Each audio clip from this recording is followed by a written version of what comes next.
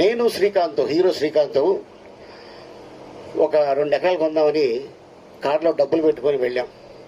Advance ఇద్దాం ఆయనకి. ఆయన ఎకరం 20 లక్షలు చెప్పాడు అదే ఏరియాలో. మాతో పాటు ఒకడు వచ్చాడు. మీకేమైనా బ్రెయిన్ దుబ్బిందా, ఇక్కడ కొంటారేంటి అన్నాడు. ఆ రోజు ఆడు చెప్పకపోతే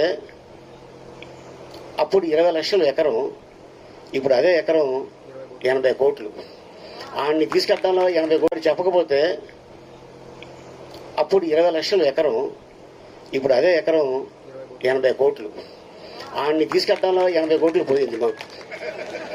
అందుకని భూమి కొంటున్నప్పుడు మీకు ఆలోచన వస్తే డబ్బులుంటే కొనేయండి, ఎవరికి చెప్పద్దు. ఎవరికైనా చెప్తే వాడు డెఫినెట్గా ఏదో వంక పెడతాడు, మనకి లేనిపోయింది టెన్షన్ స్టార్ట్ అవుద్ది బ్రెయిన్లో. సో అందుకోసం అంటే